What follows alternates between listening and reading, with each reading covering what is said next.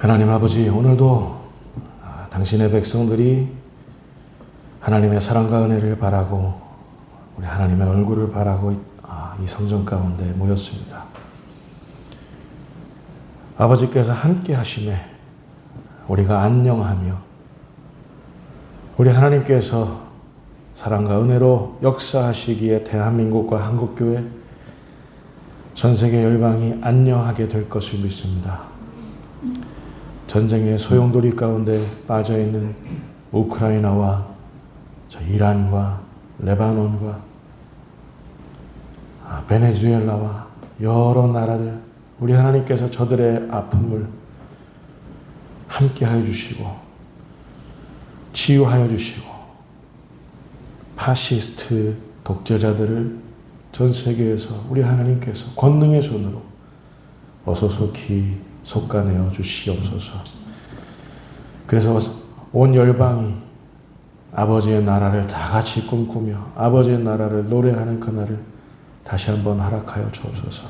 과연 이 악한 때 우리가 깨어있는 자들로서, 남겨져 있는 자들로서 어떤 생각을 갖고 어떤 가치를 품고 하나님의 마음이 어떠한지 그곳을 용감하고 담대하게 일어나 달려갈 수 있도록 우리에게 믿음 위에 믿음을 더하여 주옵소서.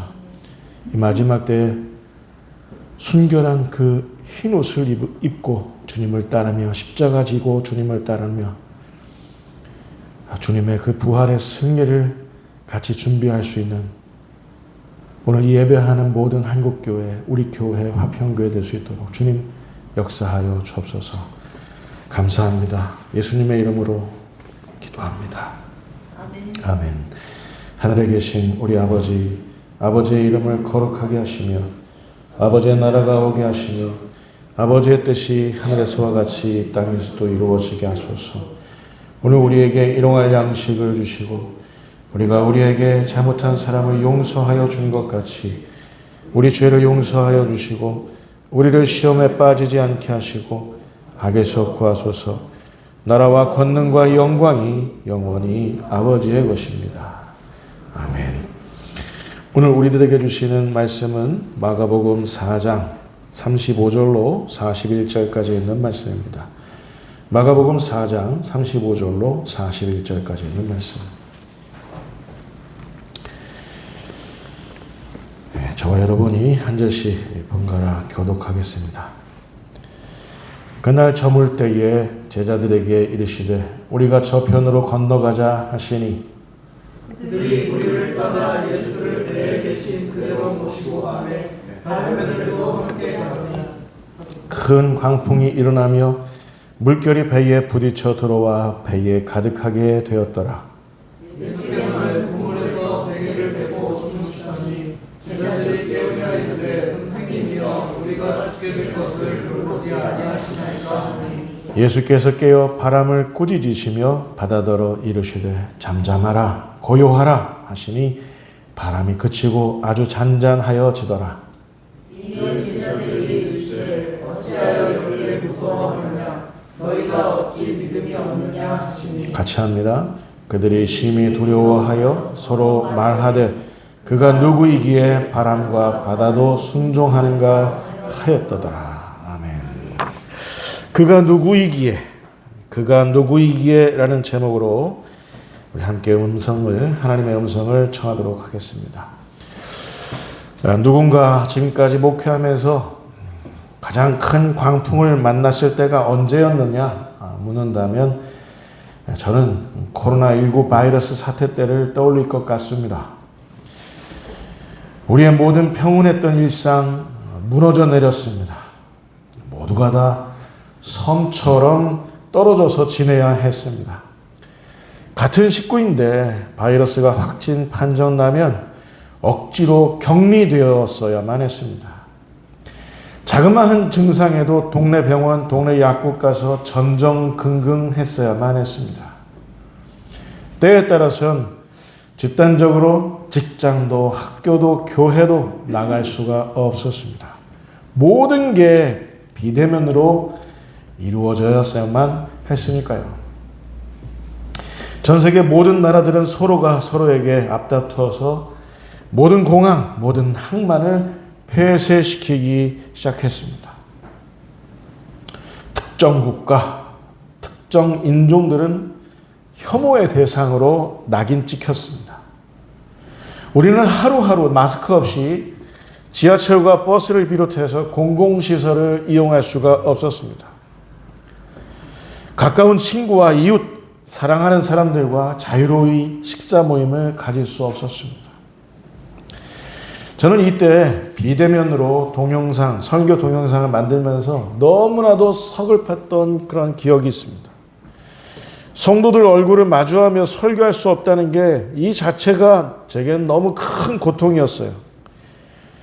코로나19 바이러스 사태는 정녕 우리 모두에게, 특히 교회들에게 큰 광풍과도 같았습니다.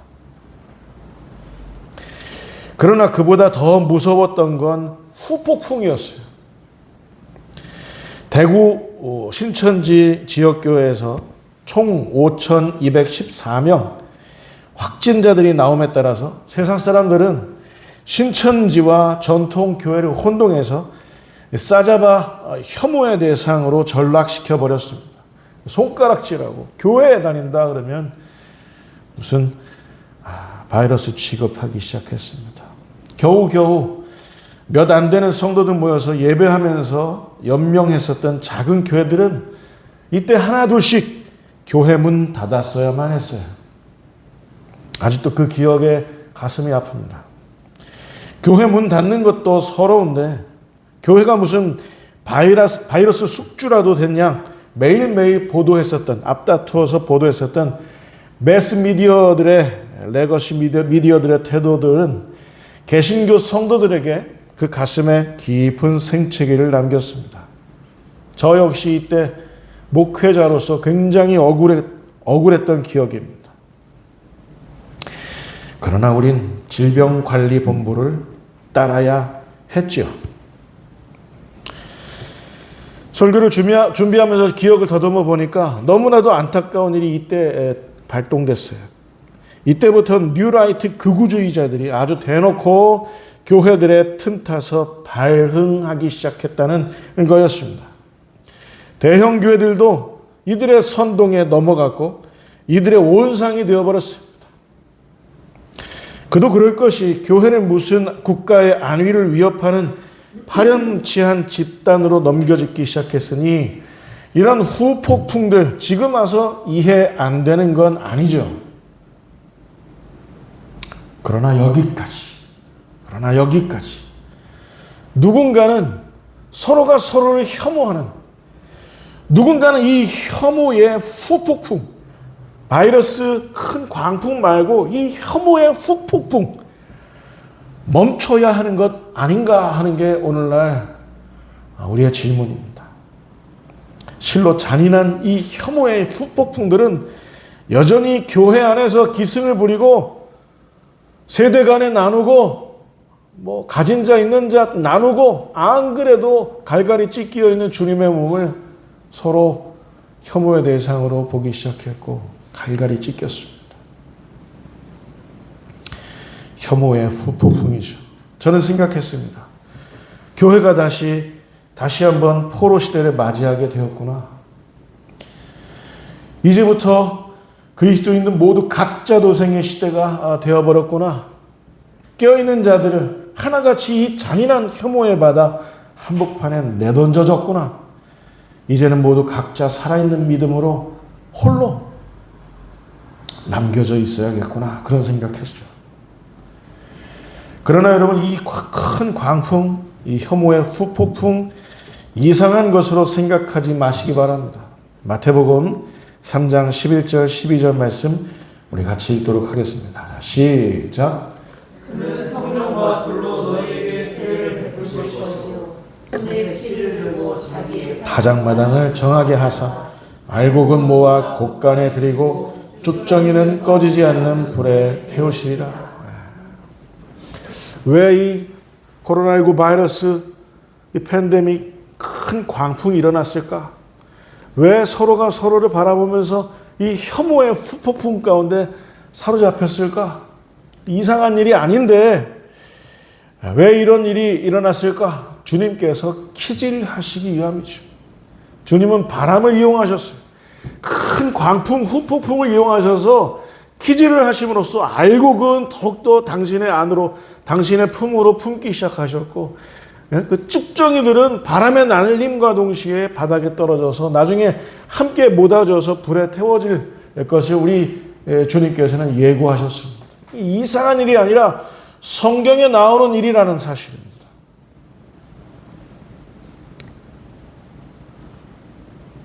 알곡들은 주님의 뼈아픈 키질 속에서도 결국 남겨지고, 참 교회, 참 그리스도인들은 이렇게 큰 광풍과 후폭풍 속에서도 구별될 것이다. 주님께서 약속하시는 의미의 이 예언을 미리 마태복음 3장에 남겨놓으셨다는 겁니다. 그런 연고로 바이러스 사태도 지금 서로가 서로를 바라보면서 혐오의 대상으로 이 후폭풍, 혐오의 후폭풍 일어난 건 우리 모두에게 이상한 거 아니라는 거죠. 저는 요새 이 말씀이 더더욱 이해가 됩니다. 요한복음 16장 33절 말씀, 자 우리 같이 보도록 하겠습니다. 자 시작. 이것을 너희에게 이르는 것은 너희로 내 안에서 평안을 위하여 하노라. 세상에서는 너희가 환난을 당하나 담대하라. 내가 세상을 이기었노라. 너희들 지금 바이러스 팬데믹 그걸 견디고 또 이 혐오의 후폭풍들을 견디고 있구나. 그러나 내가 너희에게 평안을 주려 하노라 그러면서 뭐라고 말씀하시냐면, 자, 따라서 보실까요? 담대하라. 환난 당하는 당신의 백성들, 환난 당하는 당신의 교회들, 주님께 왜 아니 안타까운 일이 아니겠습니까? 너무나도 안타까우시죠.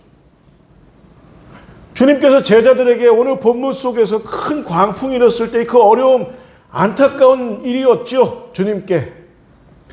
그리고 지금 우리 모두가 다 이 혐오의 후폭풍을 견디느라고, 이 광풍을 견디느라고 우리가 발 동동 구르고 너무나도 안타까워하는 거, 주님도 안타까우시죠. 그러나 이 모든 건 필연적인 것이라는 겁니다. 필연적인 것. 어쩔 수 없는 일이라는 겁니다. 주님 이 상황 속에서도 주님 말씀하시죠. 명령하시는 겁니다. 명령하시는 거예요. 담대하라. 이 상황 속에서도 담대하라 라고 말씀하시는 거예요. 여러분이 담대하라 말씀하시는 주님의 마음을 이해하실 수 있을까요? 큰 광풍과 후폭풍은 내게 맡기고 너는 담대하라. 말씀하시는 거죠. 그리고 이 상황 속에서 너는 기억해내라. 내가 담대하라고 명령했던 나의 이 음성을 기억해내라 하시는 거죠. 왜냐하면 주님께서 이미 다 이기신 싸움이기 때문에 그렇습니다. 여러분, 교회의 싸움은 지금까지 없었던 싸움을 새로 싸우는 싸움이 아니에요. 2000년 전에 주님께서 갈보리 언덕에서 십자가에서 싸우셨던 그 싸움을 지금도 교회는, 지금도 그리스도인들이 싸우고 있는 거예요. 이 세상의 악마적인 흐름 속에서도 주님의 그 방법으로, 주님의 그 십자가로, 주님의 그 부활의 권능으로 싸우는 사람들이 누구냐? 바로 교회들이고 그리스도인들이다, 그 말입니다. 그러니 주님 기억하라 말씀하시는 거죠. 담대하라고 다시 한번 우리에게 강조하시는 거죠. 주님께서 이기신 그 방법, 십자가의 방법으로 마침내 부활의 권능으로 승리하라, 담대하라 말씀하시는 거죠. 이런 연고로 담대하라. 요즘 전쟁의 모습으로 큰 광풍과 후폭풍은 지구촌 곳곳에 일어나고 있습니다. 언제 제가 지금 내일 모레 이제 60이 가까이 오고 있는데 아직도 멀었네요. 아무튼 그런데 지금까지 살아오면서 전 세계가 이렇게 큰 광풍, 이런 큰 후폭풍 겪었던 적이 언제 또 있었나? 저는 잘 기억이 안 납니다. 왜냐하면 저는 한국전쟁 이후의 세대이기 때문에. 저의 진단으로는 제2차 세계대전의 상황과 지금 너무나도 비슷한 것 같아서 소름 끼칩니다. 그때는 누가 등장했죠? 아돌프 히틀러가 등장했습니다. 그때 아돌프 히틀러가 있었다면 지금은 네타냐후, 푸틴, 트럼프 같은 파시스트 독재자들이 온 세상을 아수라장으로 만들고 있는 것이고,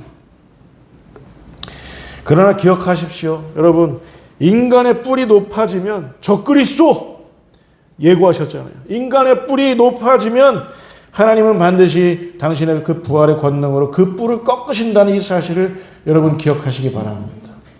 혐오의 광풍들, 전쟁의 후폭풍들 반드시 그 끝이 있습니다. 본래 이 목사의 이 설교란 건 현 상황들, 이런 어지러운 상황들을 하나님의 눈으로 해석해야 됩니다. 목사의 설교는. 그리고 성경을 근거로 삼아서 성령의 감동으로 해답을 제시해야만 하는 것이 설교이기 때문에 너무나도 어려운 과업이죠. 피조물에 불과한 한 연약한 인간이 감당하기에 너무나도 벅찬 거, 이 설교 이거 사실입니다. 그러나 저는 요즘처럼 가슴이 답답하고 마음이 어려웠던 적이 없었다는 게 저의 솔직한 고백입니다. 지금은 도무지 흔들리지 않는 것이 없는 것 같아요. 하나부터 열까지 다 흔들립니다. 국제 질서도 마구마구 흔들립니다. 세계의 유형, 무형의 네트워크들도 흔들리고 있습니다. 동맹, 비동맹 국제 관계도 흔들리고 있습니다.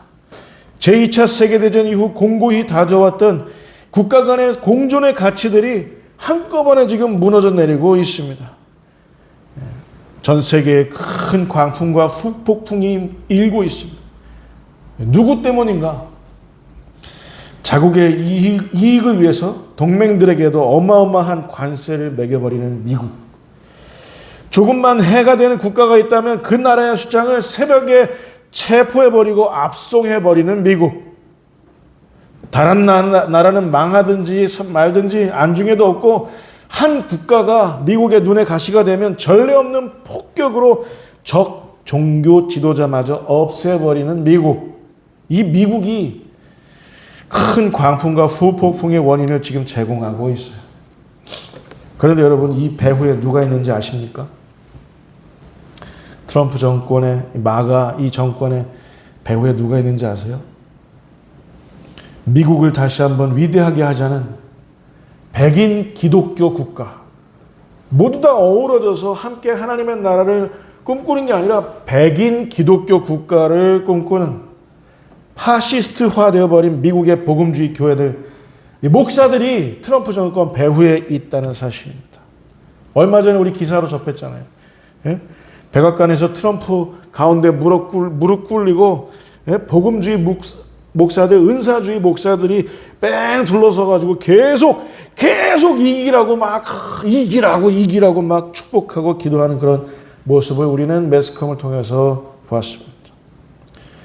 저는 그들도 목사지만 저도 목사지만 이들이 바로 이 전범들이라고 저는 생각합니다.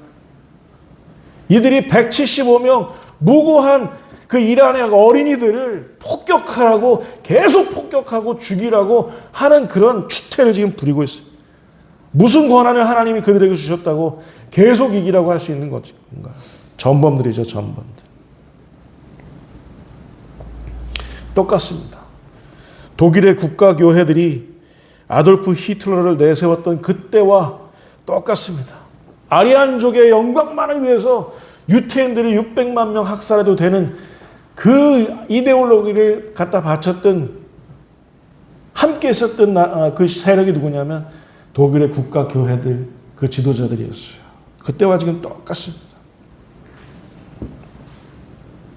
사실 가장 큰 광풍, 가장 큰 후폭풍은 그 원인이 어느 한 독재자에게 있을 때, 그리고 한 나라가 어느 집단적인 종교적 광기에 치우쳐 있을 때 이 큰 광풍, 후폭풍이 전 세계에 들이닥쳤던 기억이 우린 여전히 있습니다. 회생 불가능한 폐해를, 가장 큰 폐해를 남겼었던 게 이 역사의 고증입니다. 로마 가톨릭 교회가 집단적인 종교적 광기로 예루살렘을 수복하자 해서 십자군 전쟁을 일으켰을 때 전 세계는 큰 광풍으로, 그 후폭풍으로 몸소리친 바 있습니다. 수백 년이 지나고 난 다음에 로마 교황이 무릎 꿇고 사죄할 정도로 그 큰 범죄는 로마 가톨릭 교회 그 십자군 전쟁 그 범죄는 이루 말할 수가 없죠. 이 일이 종교개혁을 앞당겼고요. 그런 정말 다행스러운 역사가 있죠. 종교개혁이라는 역사. 그런데 지금은 그 종교개혁의 후예란 작자들이 미국에서 집단적인 종교적 광기로 세계 제3차 세계대전을 불러오려고 하고 있습니다. 어이없죠? 그때는 로마 가톨릭 교회에서 2차 세계대전 때는 독일의 국가교회들이, 지금은 미국의 복음주의 교회들이 어이없죠? 미국을 위대하게 하는커녕 미국을 형편없는 삼류 국가로 전락시키게 될 것, 저는 그렇게 해석합니다.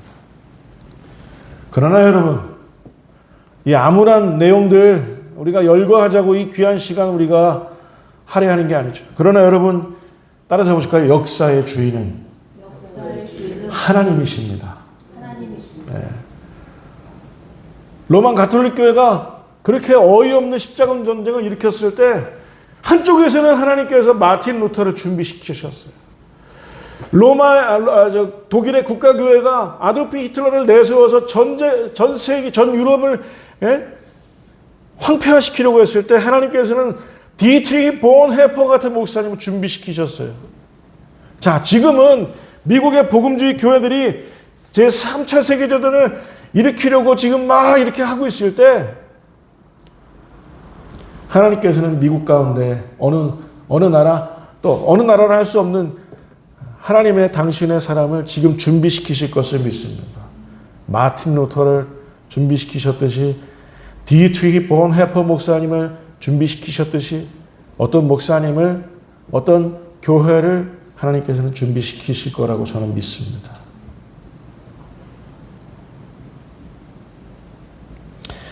그렇게 해서 우리 하나님께서는 전 세계에 흘렀던 집단적인 종교적 광기를 멈춰 세우신 바 있습니다. 마틴 루터를 통해서, 디트리히 본헤퍼 목사를 통해서, 지금은 하나님께서 준비시키시는 어떤 한 목사를 통해서, 어떤 한 교회를 통해서 종교적인 광기는 멈춰 세워질 거다. 이번에도 하나님이 하실 일이다 라는 것이요. 사명을 맡기시고 지금 준비시키시고 계신다. 저는 그렇게 제발 우리 하나님이 해주시기를 간절히 기도하고 있습니다. 여러분, 미국이 우리 눈에 정말 미워 보이지만 미국이 무너지면 누가 그 자리를 대처할 수 있을까요? 중국이 대처하면 좀 괜찮아질까요? 아니요. 하나님은 저 개인적으로 미국을 아예 버리시지 않을 거라고 생각해요.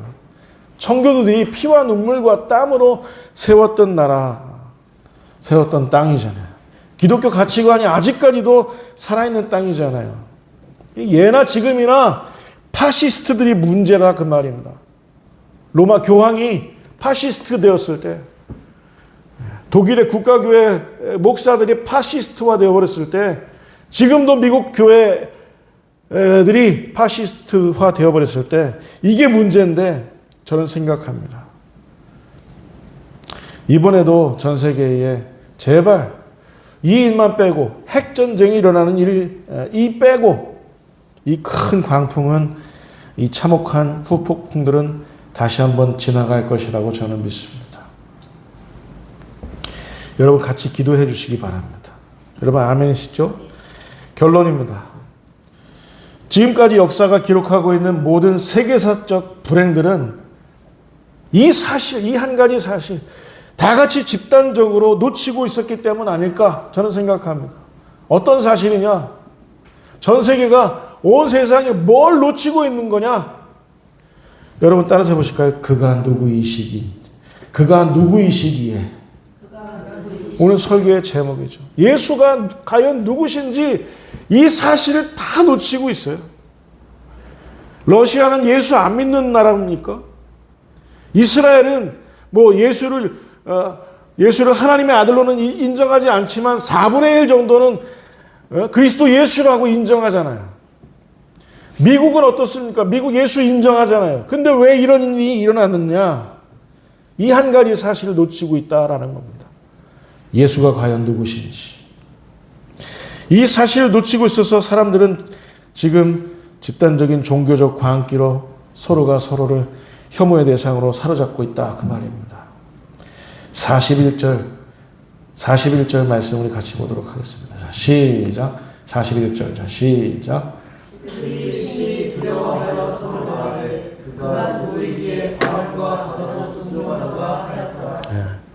오늘 본문 제자들은 예수가 누구신지 놓치고 있습니다.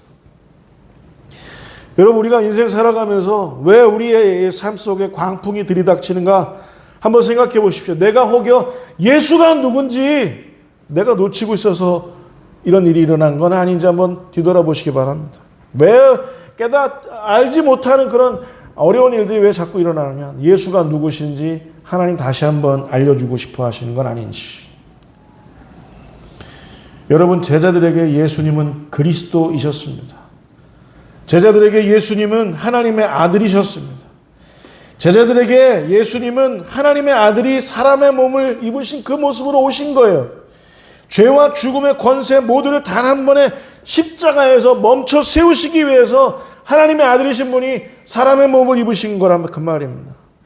예루살렘 성의 그 무너진 곳을 다시 일으켜 세우시고 다시 한번 보수하시기 위해서 예수님이 다시 오신 거라고요. 사람의 몸으로. 예수님은 하나님의 어린 양, 하나님의 대제사장이셨습니다. 전에 있었던 죄, 지금 현존하는 죄, 앞으로 있을 죄, 이 세상 죄악으로 관영한 이 세상의 모든 그 죄와 어둠의 모든 권세들을 하나님께서는 이 모든 것에 종지부를 찍으시기 위해서 당신 아들을 하나님의 어린 양으로 하나님의 대제사장으로 보내셨다 이 말입니다.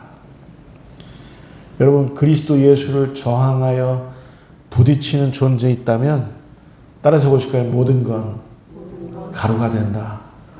네. 그리스도 예수의 그 권세, 그분의 이름에 부딪히고 저항하는 그 무엇이 있다면 다 가루가 되는 거죠. 여러분 오늘 본문에서 제자들에게 가장 위험했던 건 큰 광풍이 아니었습니다. 큰 광풍에 뒤이어 제자들 가슴에 일었었던 두려움이라고 하는 그 후폭풍, 믿음 없음이라고 하는 그 후폭풍이었습니다. 40절 말씀 우리 같이 읽을까요? 자, 시작. 예, 제자들에게 이르시되 어찌하여 이렇게 무서워하느냐? 너희가 어찌 믿음이 없느냐 하시니. 제자들을 정말 위험에 빠뜨리게 하는 건 겉으로 드러난 그 큰 광풍이 아니라 그 뒤이어 일어난 그 후폭풍, 뭐죠? 두려움이라는 후폭풍, 믿음 없음이라는 후폭풍입니다.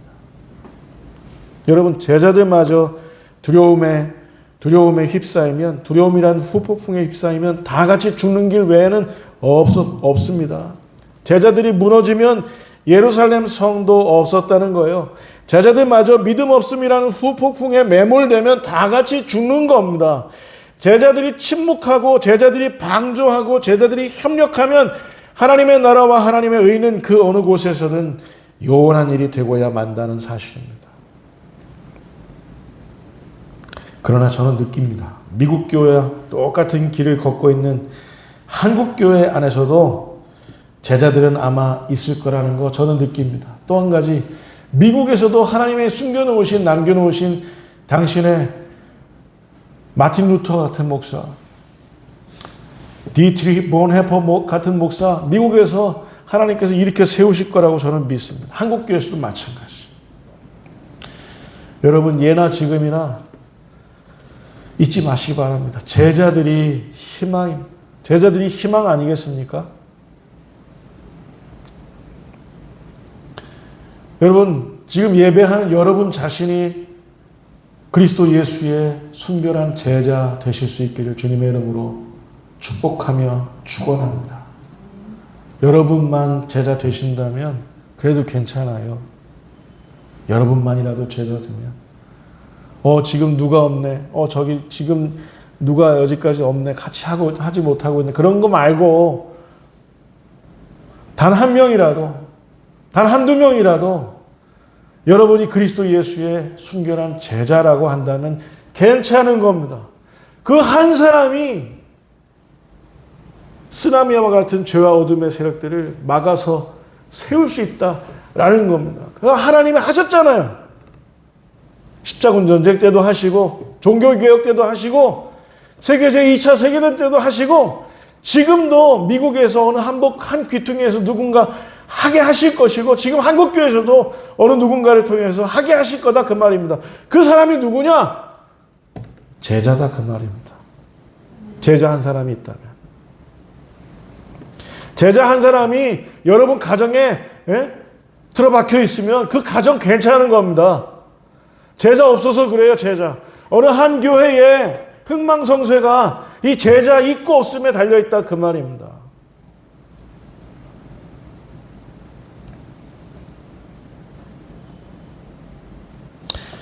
여러분 예배하고 있는 바로 여러분이 바로 제자 되셔야만 하지 않겠습니까?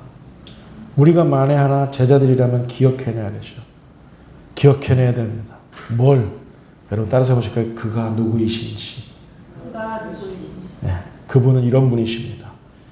오늘 본문 39절 말씀 우리 같이 읽도록 하겠습니다. 자, 시작. 예수께서 깨어 바람을 꾸짖으시며 바다로 이르시되 잠잠하라 고요하라 하시니 바람이 그치고 아주 잔잔하였더라. 네. 예수님은 이런 분이란 걸 제자들은 그가 누구이신지 바람과 바람과 바다도 순종하는 거 이런 어이없는 놓치고 있었어요. 예수님은 바람을 꾸짖으실 수 있는 분, 바다더러 잠잠하라 고요하라 명령하실 수 있는 분이십니다. 명령과 동시에 잔잔하여지더라. 지금 전 세계에 역사하는 모든 광풍들, 그 흑폭풍들 일거에 무로 돌리실 수 있는 유일한 분은 바로 그리스도 예수, 우리 주님밖에 없습니다. 할렐루야. 우리 주님은 큰 광풍도 꾸짖으시고 잠잠케 하시고 고요케 하실 수 있는 분이셨습니다. 그리스도 예수 그분은 당신을 대적하여 뿌리 높아진 자들, 전 세계 질서의 악마의 하수인이 되어서 히틀러처럼 전횡을 일삼고 있는 파시스트 독재자들의 그 목을 하나같이 다 꺾어주실 분이 바로 우리 예수님이시라는 사실 여러분 잊지 마시기 바랍니다. 예수님과 부딪히면 다 가루가 되는 거예요. 다만 그리스도 예수의 순결한 신부들, 그 교회들, 우리 그리스도인들이 기억해야 할 게 있습니다. 지금은 기억해내야 하는 그 싸움의 시대입니다. 다른 싸움이 아니라 기억해내야 하는 싸움을 싸우는 시대입니다. 뭘 기억해야 됩니까? 그가 누구이신지 기억해야 하는 싸움입니다. 그분은 바람을 꾸짖으시고 바람과 바다를 잠잠케 고요케 하실 수 있는 유일한 분이십니다. 전 세계에 잔존하는 모든 전쟁들 꾸짖으시고 고요케 하시고 잠잠케 하실 분이 우리 예수님이시라는 사실 여러분 잊지 마시고 그리스도 예수의 순결한 제자들로서 이 마지막 때를 깨어 경성하여 살아남는 우리 화평교회 성도들 다 되실 수 있기를 주님의 이름으로 축원을 드립니다. 기도하겠습니다.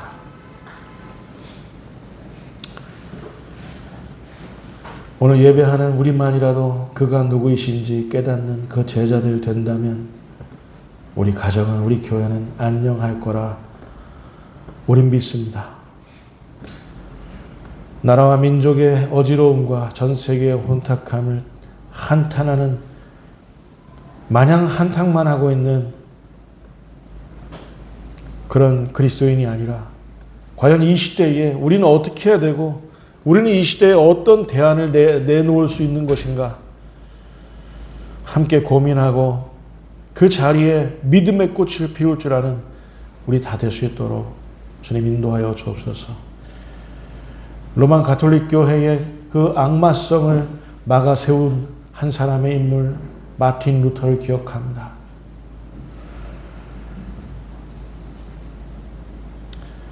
독일 국가교회의 그 종교적인 악마성을 막아 세운 인물 디트리히 본헤퍼 목사가 있었다는 사실도 기억합니다.